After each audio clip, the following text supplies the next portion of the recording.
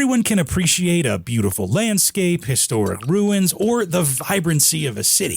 But I'm willing to bet that not many of us, myself included, spends too much time diving into the history of where we're traveling or stopping to think why these beautiful places are the way they are. Thankfully, Jimbo Tarpey's got that covered for us. Starting from his native Minnesota, Jimbo decided to travel by motorcycle all the way up to the Arctic Ocean, specifically Deadhorse, Alaska, then turn around and go down the Pan American Highway all the way to Ushuaia, Argentina at the southernmost tip of South America.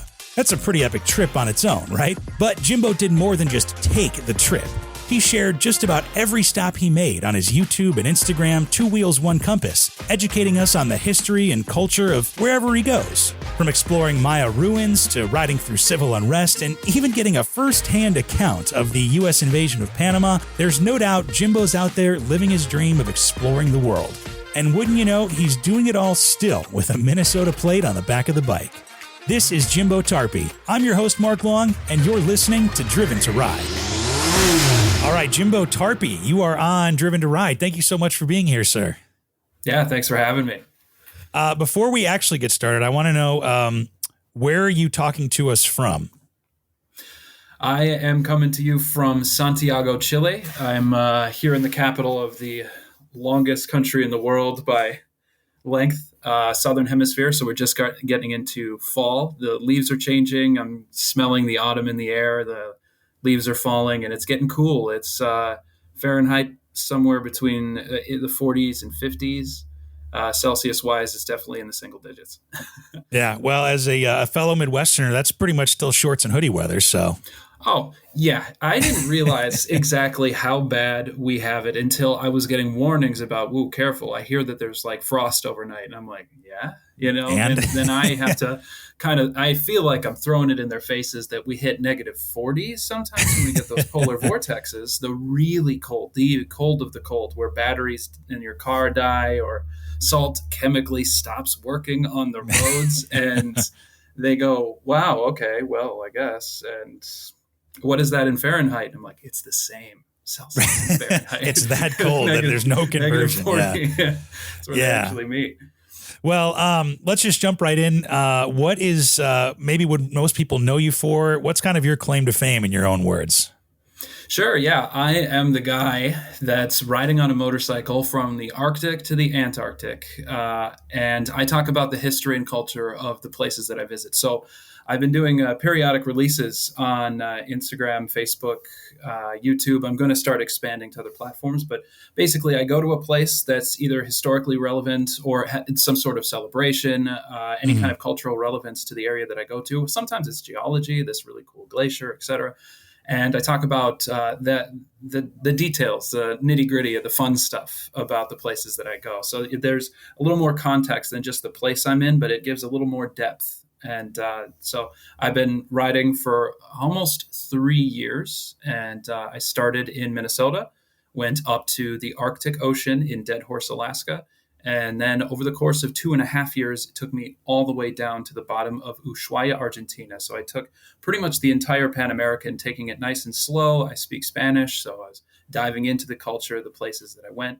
And eventually, I went to Antarctica, and there's going to be a lot of videos on everything from the wildlife to the ozone hole to the discovery of the who owns it, how is it administered, what's the deal? So that kind of stuff I get into as well. So it's educational as well. It's not just like, here's me in this place. It's also, what is this place?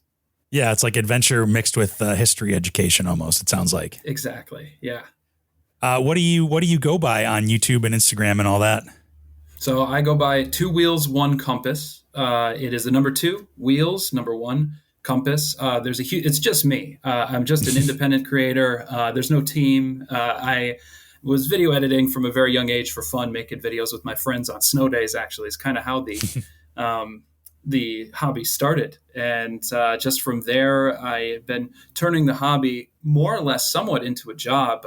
There's a Patreon where there's blogs that come out as well. And so I talk about the really nitty-gritty hard things like the accidents and the borders and the illnesses and the theft and the political unrest, the shamanistic, psychedelic mushroom experience, all sorts of Okay. everything. Those really good stories are the written ones, and those are available to folks who contribute financially on Patreon. Eventually, maybe one day, I'm moving in the direction of writing a book as well.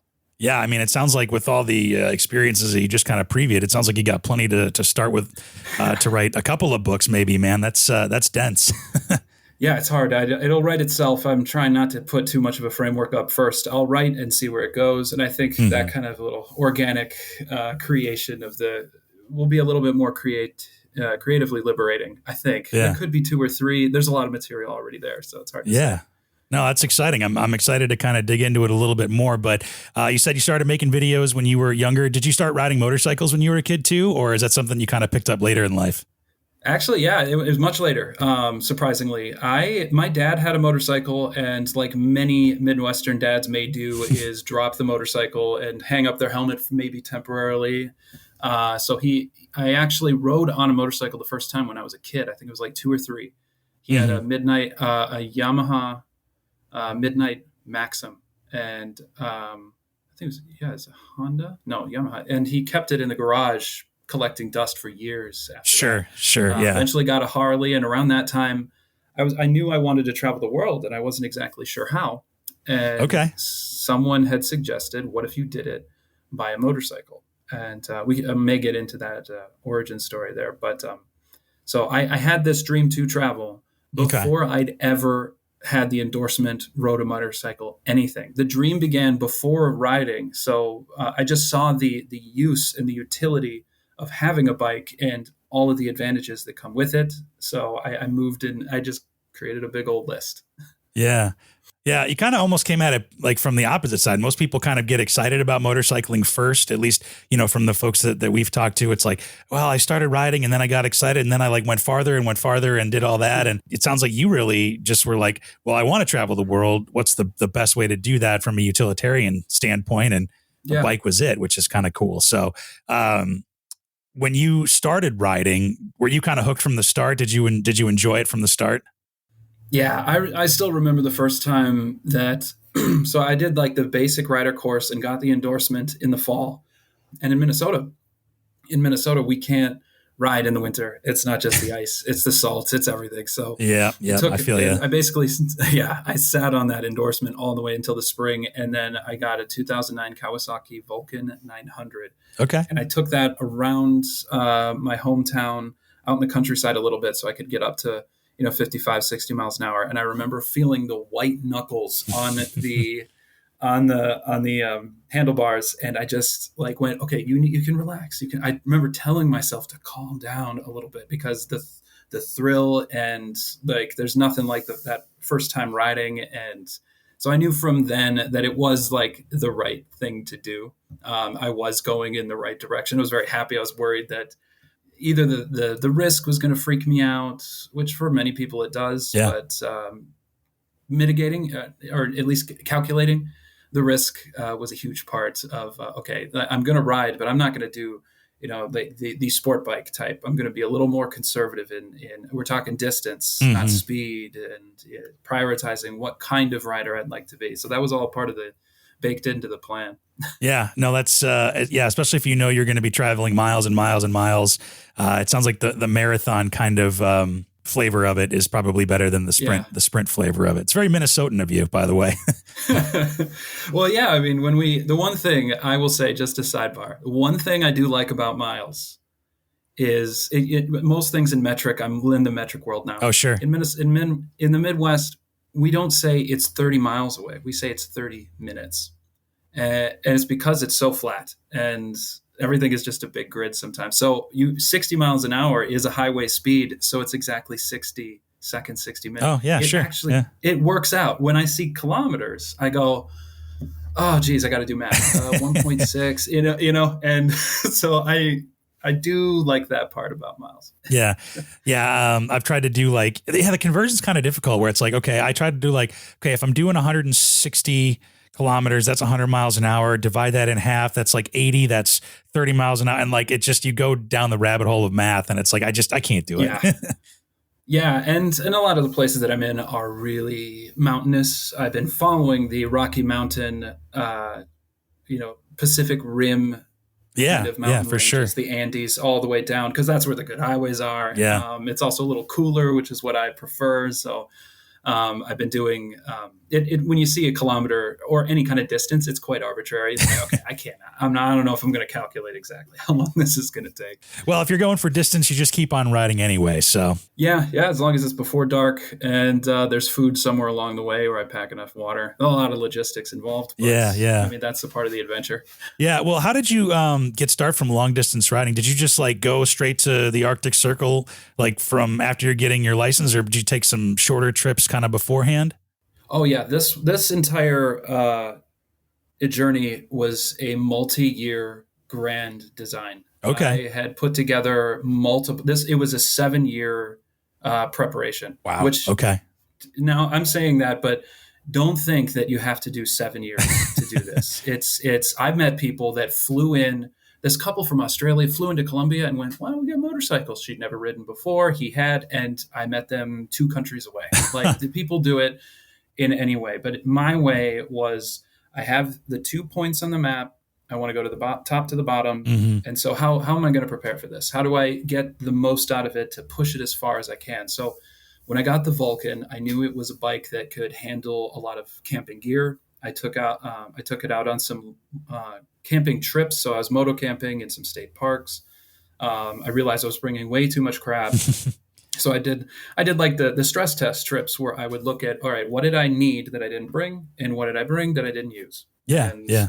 I'd whittle it down from there. But then I would use all of my vacation time at some jobs. I'd get 2 week or 3 week per year, and I would burn it all at once by going, for example, one of them was going from Minneapolis to the Pacific and back. That was like Oh, the wow. first long distance trip I did, where I went through the Black Hills, then to Yellowstone, then through like Sawtooths, out all the way through Portland to the edge, Great and choice. then Yeah. to the coast. Yeah, and then on the way back through Seattle, through the Lolo Pass and the Panhandle of Idaho, through Glacier, Yeah. and the oil fields in North Dakota. So and then in the process of all that, putting together the historical parts of all of those places. So there's videos on Native American and United States wars that we don't really hear about in school. How was the Yellowstone established? Why Mhm. is it such an amazing idea that the United States had created? They were the first. Yeah. Yeah. It was the first national park, right?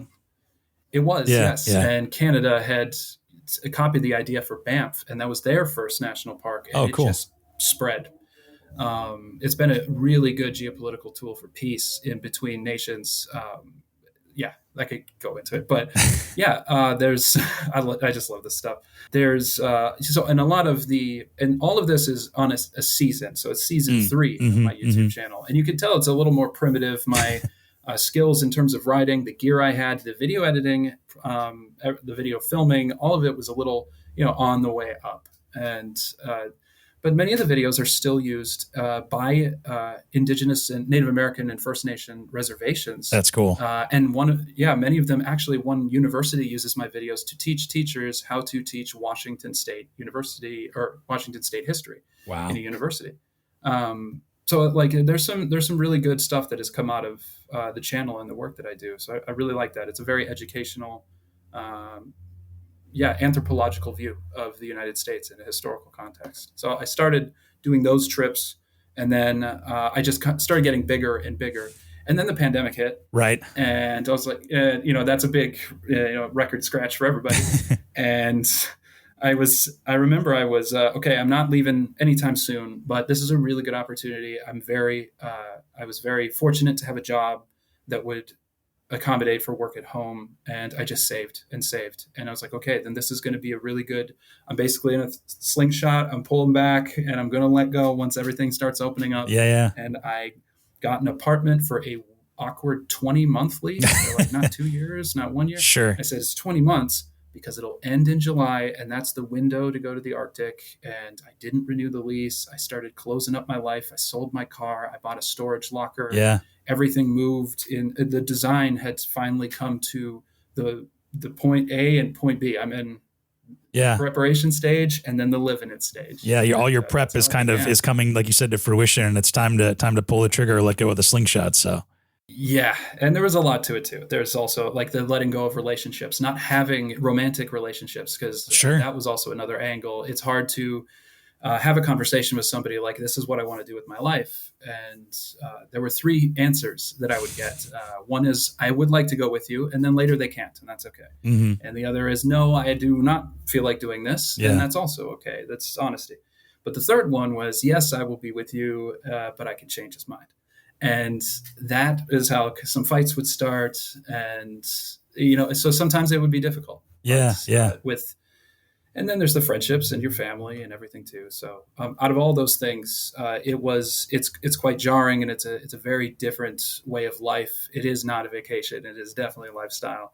And so there was a lot of preparation that went into it. Yeah. Well, I mean, 3.5 years is a long time to be doing it.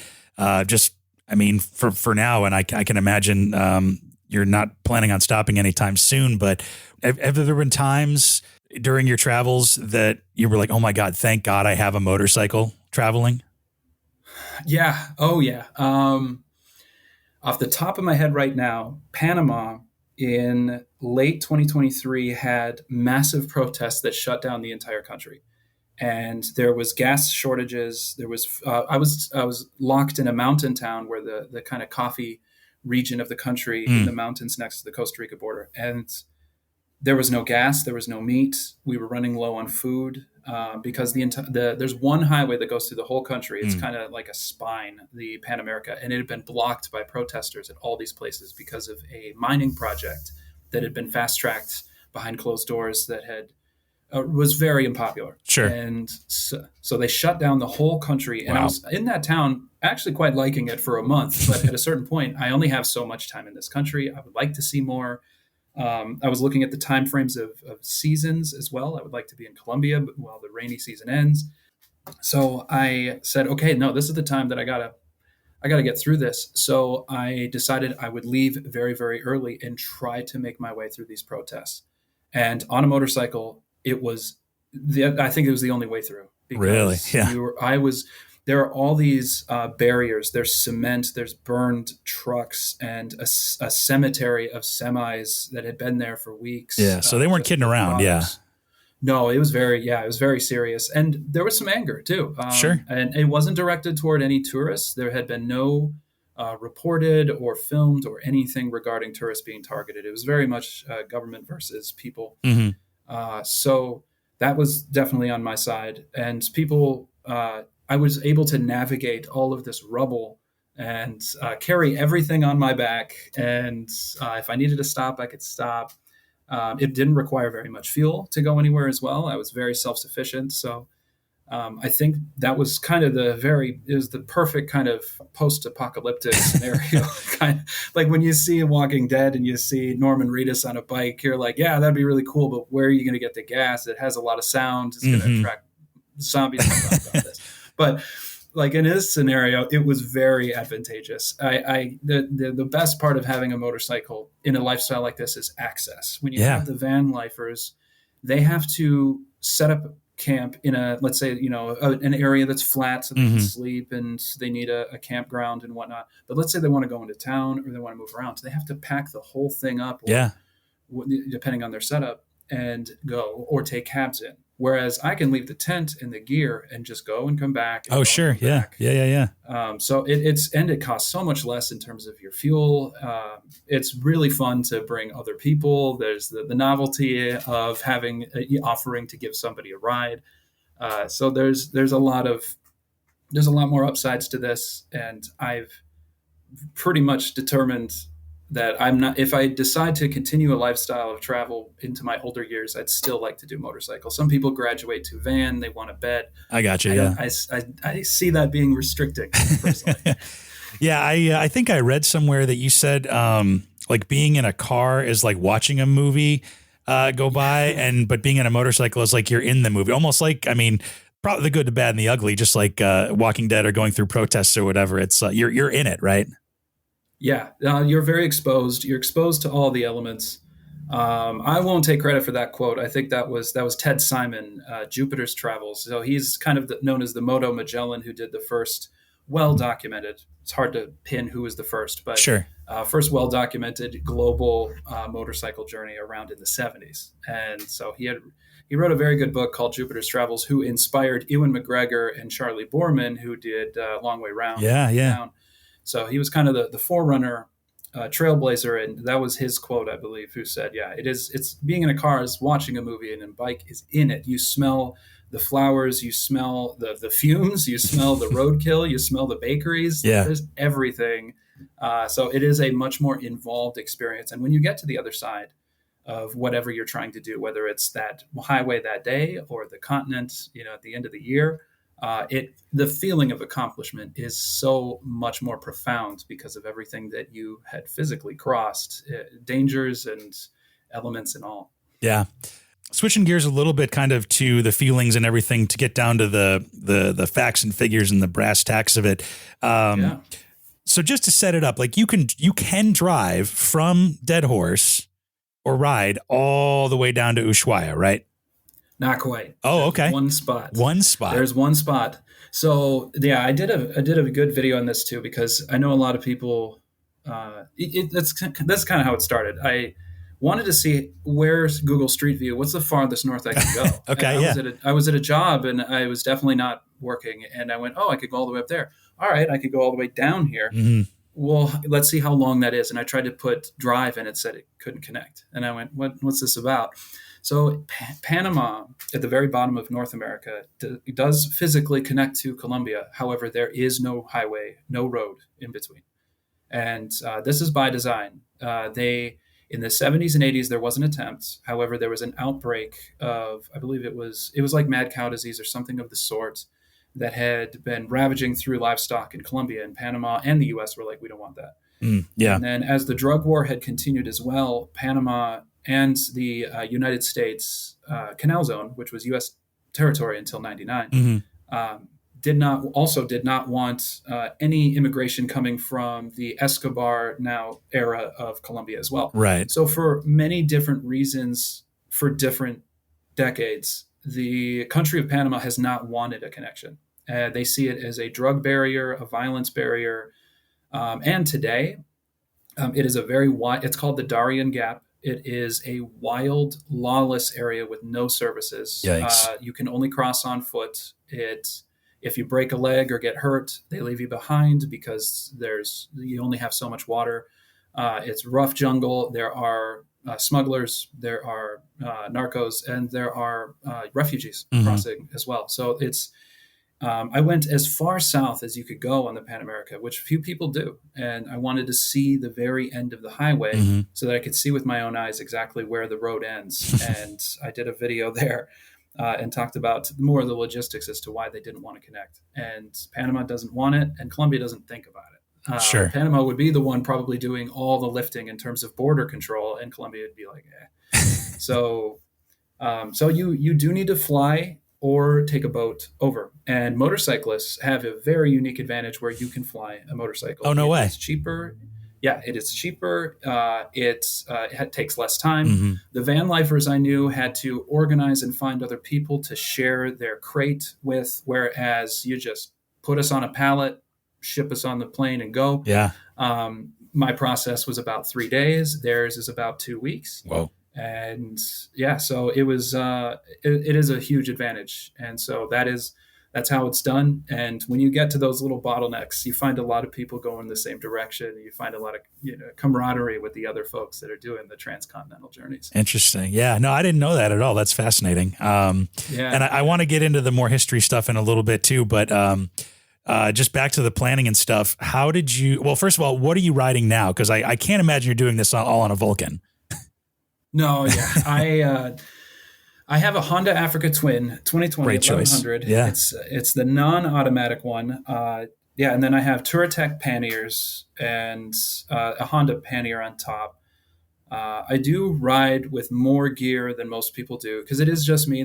I've seen a lot of couples travel together. It's quite nice because one navigates, one cooks, Sure. one carries the tent. Yeah, you can share the duties. Yeah, yeah. It is quite nice. Yeah, it's good to have a division of labor, but it's all me. So this bike, however, if I could do it again, I would go smaller, much smaller. Yeah, 1100's I think pretty big. Yeah, and I mean, when you come from a North American mindset, it is quite nice to, like, for example, the trip to the Arctic, that those long distances on the Alaska Highway or crossing the Great Plains, there's hours and hours of high speed, let's say, over 55 mile an hour travel. That racks your body, and having a large motorcycle is really nice for that. However, when you start getting into the other parts of Latin America, you have the really high, anything in mountains, traveling through Quito or Cusco, where you have thin cobblestone streets going up at weird angles and tight turns. Then there's just the off-road aspect. I am afraid to go on my own off-roading because if I do fall, I don't know if there has been a time where the bike had fallen in a position where I could not lift it. It was nose down. It was there was mud, and I had to wait for someone to come by. And I was like, "This is why I don't do this." So I've seen people do it on 250s. Yeah, I've seen people do it on 400s. And the thing is, I'm always going about 55 miles an hour anyway on the large distances. It saves on fuel, it saves on my chain, it saves on my tires.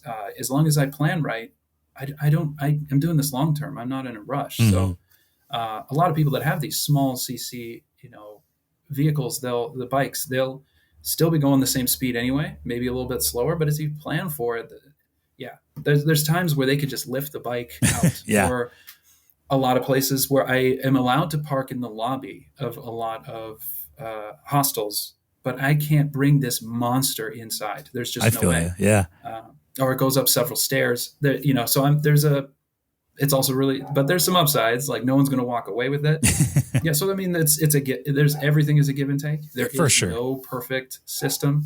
It's whatever works for you. And when you do have it work for you, there's still downsides that you just deal with. Yeah. I mean, and the thing is you don't really know until you're doing it. And you've been out there for a while, you've experienced the highs, the lows, the good, bad, and the ugly. So I can imagine it's like one of those hindsight's 2020, but you make the best decision when you start out. So.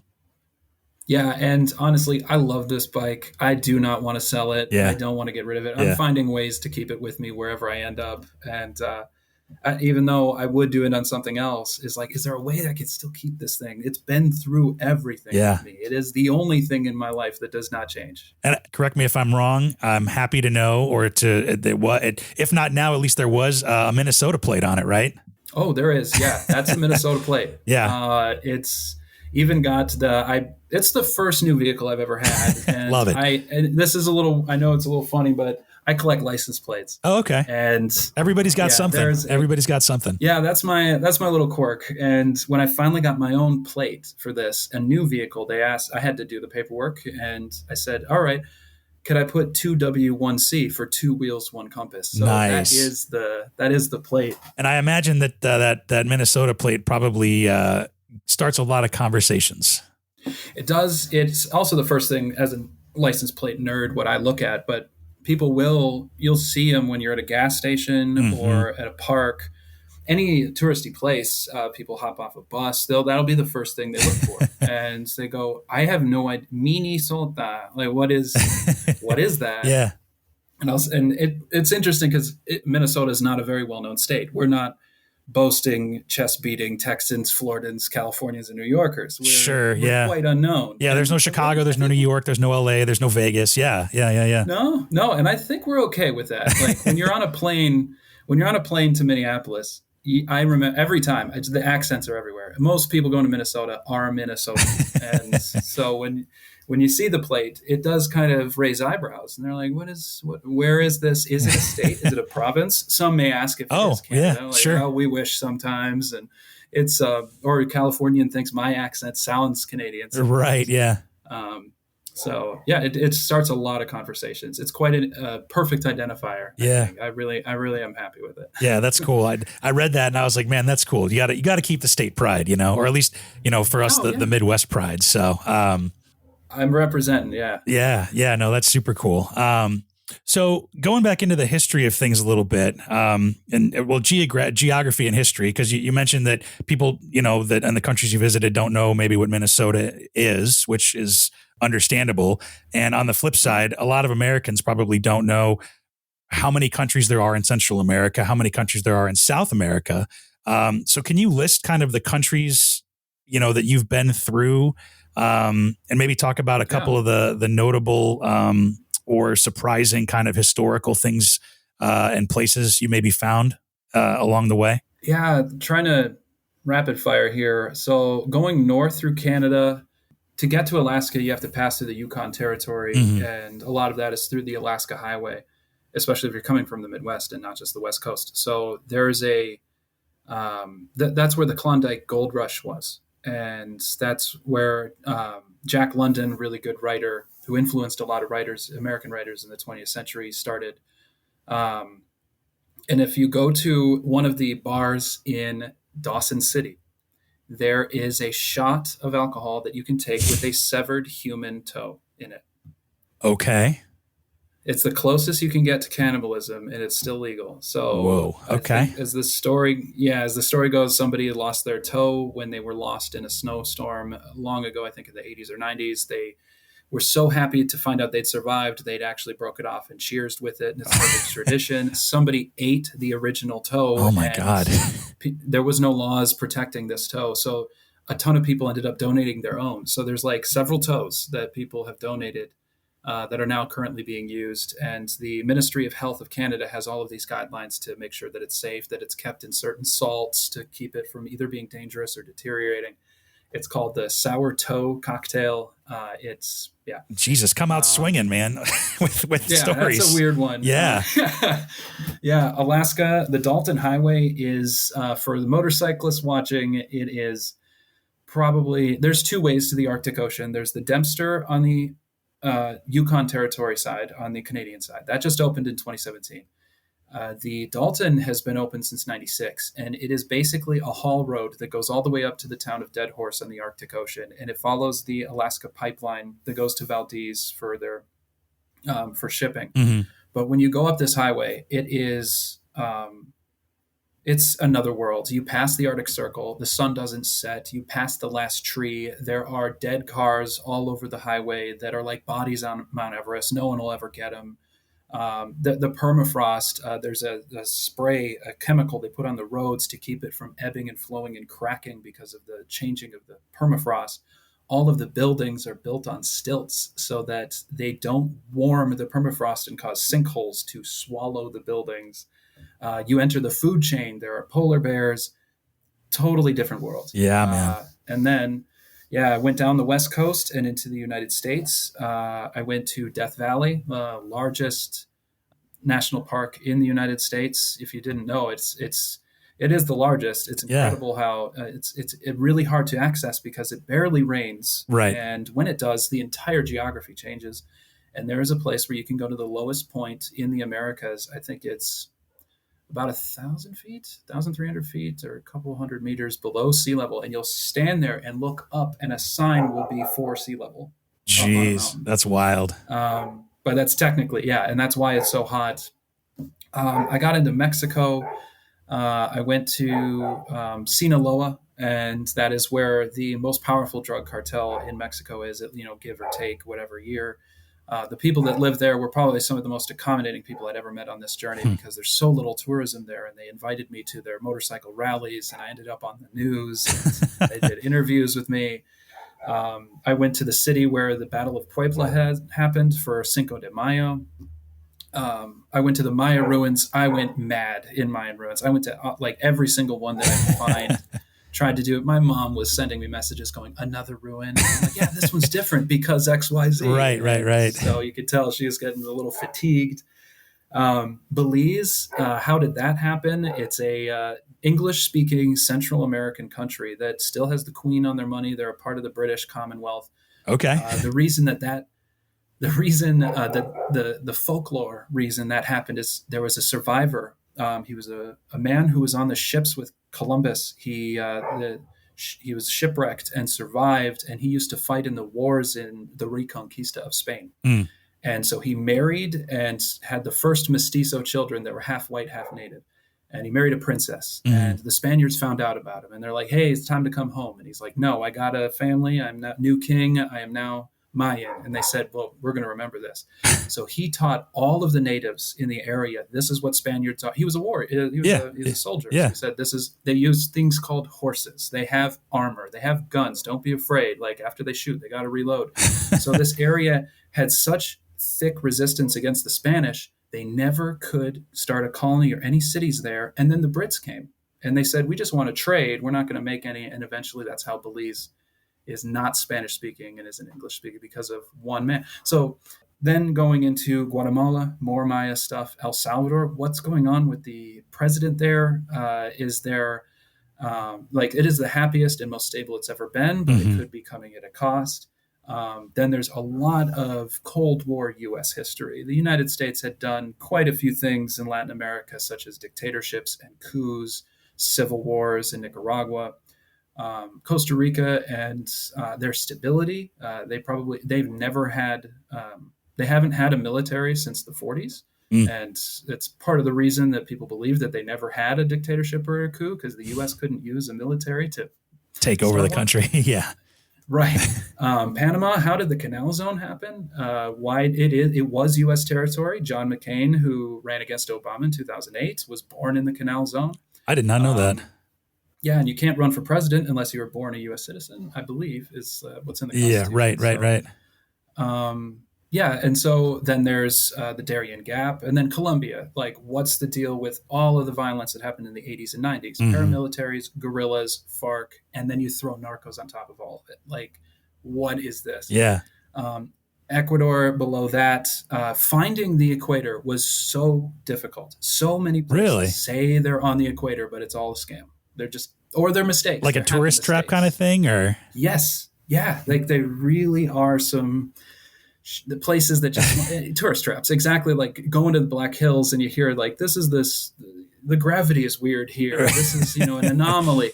There's a lot of those places there. Then Peru, a lot of Inca history, the Inca, the empire, how that also was conquered by the Spanish. Bolivia. Oh man, Bolivia was a tough one. I think the history, I did the Salt Flats. Che Guevara, the guerrilla / revolutionary in Cuba, had died there. So I went to the place of his death and told his life story. Paraguay is like the blind spot that no one visits and no one knows about. Yeah. So I wrote at length about how surprising it was to get to Paraguay compared to Bolivia, because things started getting less indigenous, more German, more almost European. They fought a war against 3 other countries at once and lost so hard that I think 1 in every 20 men born between several years was all gone, died. Jeez. So, 1 in 20 lived. Something. Oh God. Yeah. Bottleneck. So a lot of people of European descent had started to buy up land and move in from neighboring Brazil and Argentina at this time. So Uruguayans can be quite whiter and more blonde because of that human migration and gene flow. Argentina, then I went into the Falklands War between the Argentina and UK, and I might have to do more on this because it is such a soft spot. It is really something else. And then there's more to do on that. Then Chile and Patagonia, how they had basically started to populate the southern cone of South America, which is very sparsely populated, but it is so beautiful. It's probably my favorite place in this entire journey. And then eventually Antarctica. Like, how do people, they have land claims, but they don't own it. And everyone's agreed no military, but there is some, but it's for training and helping scientists. It's very hard to get there. How easy is it? Sometimes researchers that are there over the winter develop an accent because it's a mixture of all of the accents of the people in the station. Sure. And they disappear when everyone goes home. The one Tinder match, the first ever that happened on Antarctica. Oh my God. Yeah. So was that you? I'm doing videos. No, it wasn't me. No, this was, I think things have changed now that there's Starlink, and Antarctica is getting a little more connected than it was even just 5 years ago. So, or pre-pandemic. So things are changing a little bit even now, but I would say, there's a lot that, that I get into in every one of the countries. So that's, I guess, like a good cross section. I have not gotten into Uruguay or Brazil yet. Those are still some. Venezuela, I am an American, so going to Venezuela is not easy nor recommended. Not for the people, but for the government. But I do know a lot of people that have been through that are Europeans, and they loved it and were waited on hand and foot everywhere they went because there is no tourism there, and everyone was really happy to see them and make them feel welcome. So it would be great one day, but I never had the chance. And I did not go to any Caribbean islands or anything like that. With a motorcycle, it's a whole other logistical island hopping thing. Oh, sure. I know some people have done. There are ferries and ways to do it, but it may cost more than it's worth because of, all of the time between each of the islands. And yeah, I was going to say that's got to get expensive fast. Like just loading up on a ferry and then going to another one. You know what I mean? That's got to cost you a fair amount of money.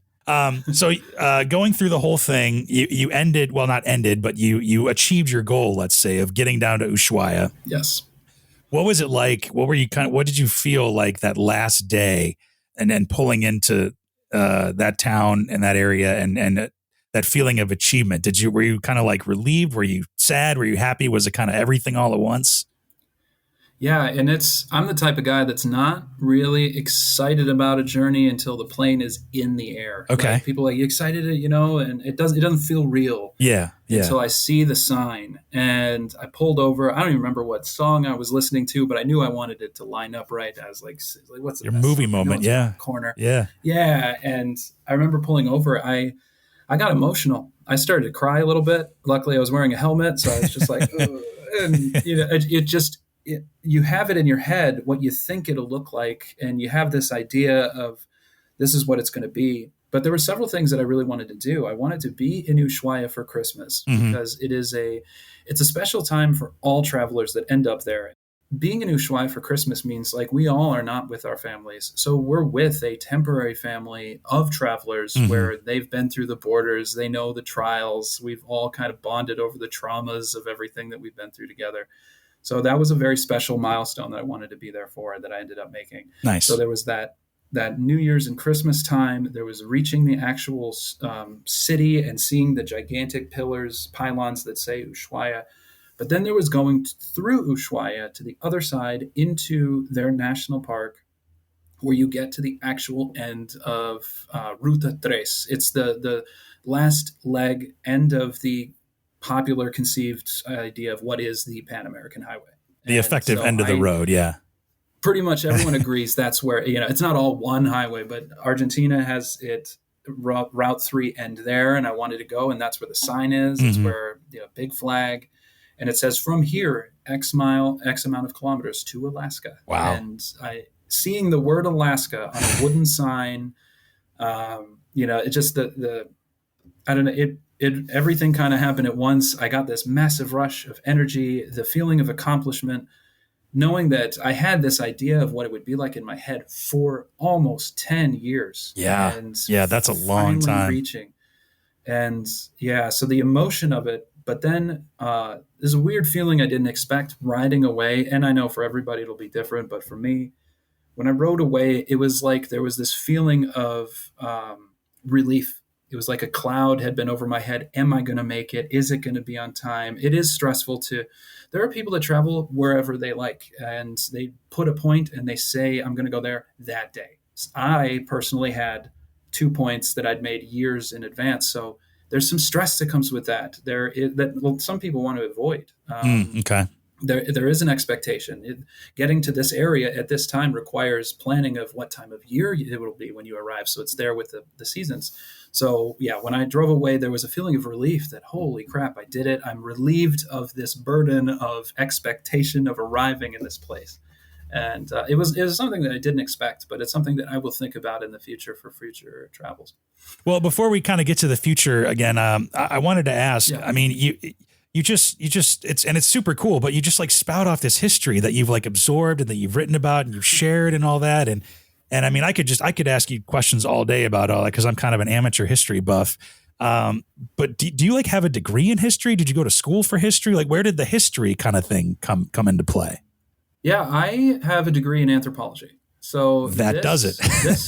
Yeah, so anthropology is the study of human cultures, and there's four branches of it, according to the American anthropologist Franz Boas. Is there's linguistic, cultural, archaeological, and biological. And I was an archaeologist for a little while doing excavations in Minnesota, No way. and yeah, and I have a very encyclopedic mind when it comes to those things. Like if Sure. you ask me to solve a puzzle, though, like when the motorcycle breaks, oh man, knowing sequential pieces to put, that's something I'm not good at. Right. Math, Okay. another thing I'm not the best at. But if you were to give me a flag, I can identify what country. If you give me a country, I could tell you one interesting thing about it. For some reason, I am able to file away those facts, Yeah. and in doing so, I have a list of this and that's that I'd like to see when I reach these areas, and I find them interesting, and I find a way to tie them also to the greater world history at large.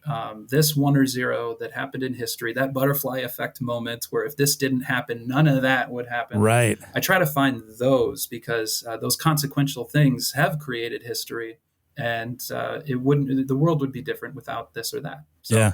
I try to find those where I can, because I think those are the ones that, for non-history people, they find interesting, because some of these stories are better than fiction. Not just because they're nonfiction and they actually happen, but it's just unfathomable that there'd be this sequence of events. There are real people that were characters that did these things, and you've heard their names before. That'll pop up, something in your head. Go, oh yeah, I have heard that before. What is yeah? So I try to find those. Yeah.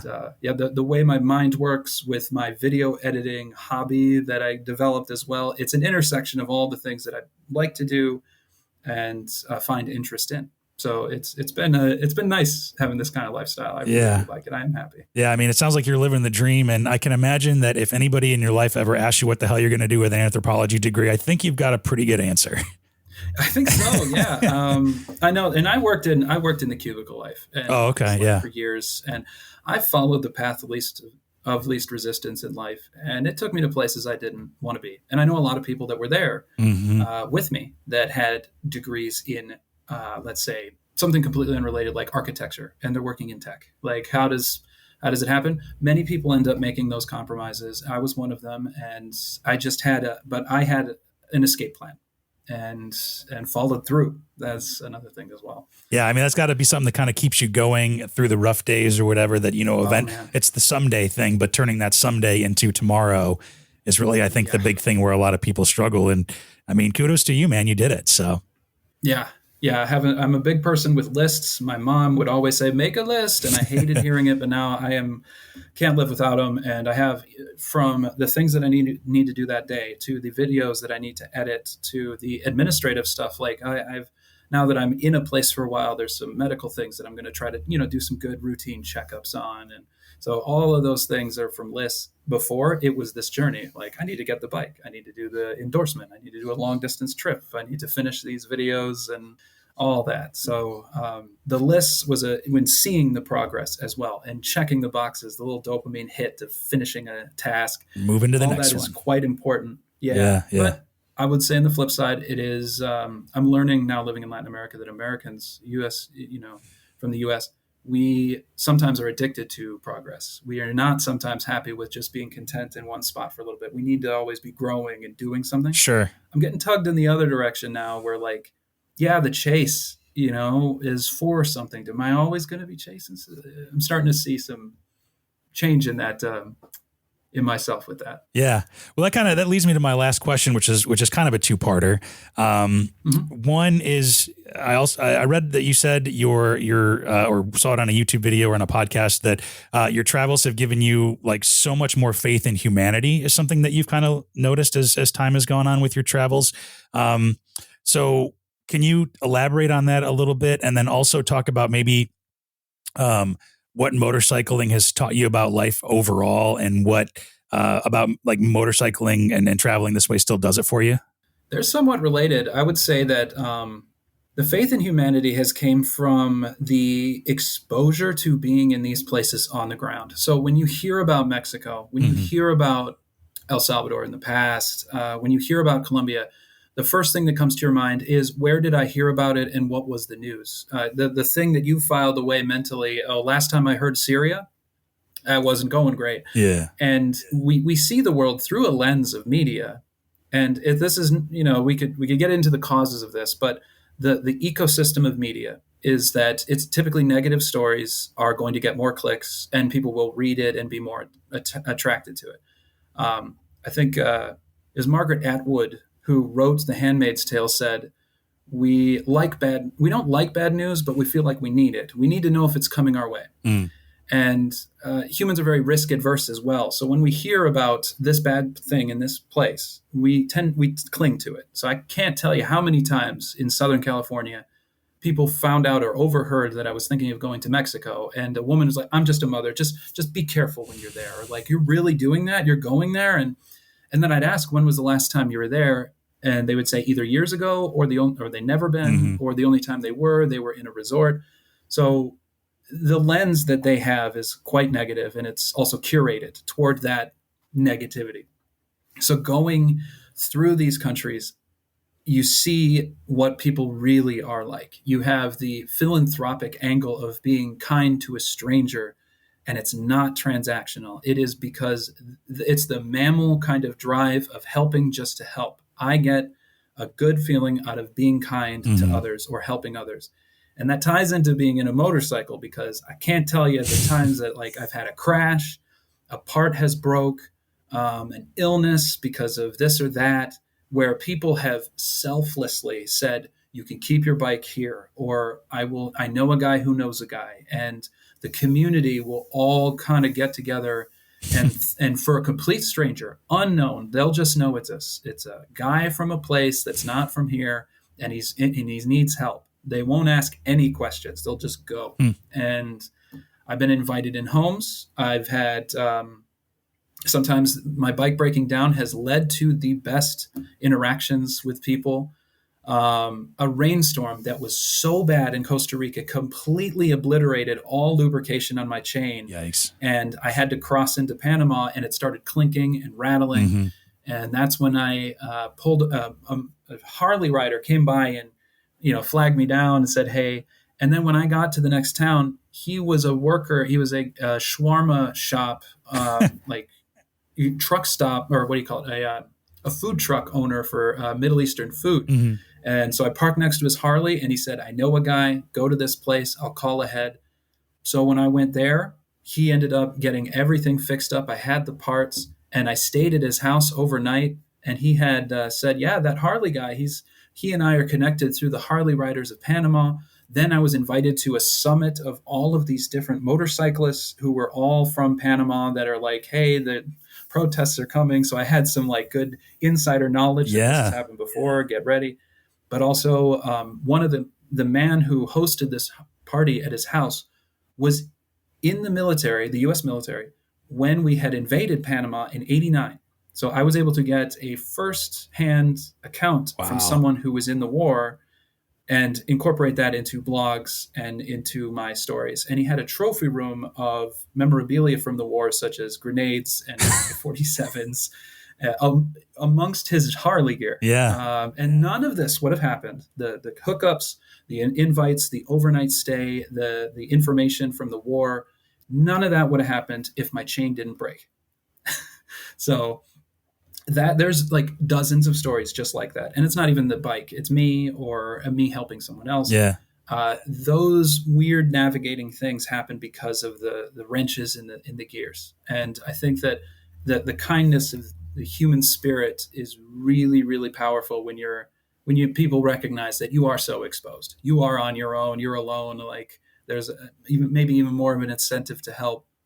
So I know that I am in debt to humanity. And at some point, I would like to give back, whether it be a place that travelers could stay or hosting some sort of chat or, in a certain way when my travels are done or when I'm in between them, when I'm much more established, I would like to give back because, I'm going to get that same feeling of happiness as well from helping others. I love it, man. Well, I think that's the perfect way to end on. So, Jimbo, thank you so much for sharing your story. It's fascinating. We could probably do this for hours. But to wrap it up, where can folks follow along with your journey and your next steps and catch up on everything that you've done? Yeah, you can find me on Two Wheels, One Compass. If you search that on Facebook, Instagram, YouTube, or Patreon, there's a lot of stuff on YouTube that goes back about 10 years, but there's also the more recent travels are now going to be expanded to other platforms, such as I'm thinking of Substack, TikTok, ADV Writer for blogs. Mm-hmm. But if you'd like to also support on Patreon, you can donate any amount you wish, $1, $5. When you do that, you will get access to the best stories, such as those accidents or illnesses or crazy borders. All of that is just found at Two Wheels, One Compass, number 2 wheels, number 1 compass. Cool. Well, Jimbo, thanks again, man. And I'm sure we'll be talking again soon. Yeah, sounds good, Mark. Thank you very much for this opportunity. Yeah, thank you. Thanks for listening to Driven to Ride. Interact with us and check out full unedited conversations, photos, interviews, video interviews, plus other goodies on YouTube or Instagram at Driven to Ride Podcast. Or you can check us out at driventoridepodcast.com. And make sure you leave us a rating and review from wherever you get your podcasts too. If you have an idea for an episode or a guest, or you want to invite us out on an adventure, email us hello@driventoridepodcast.com.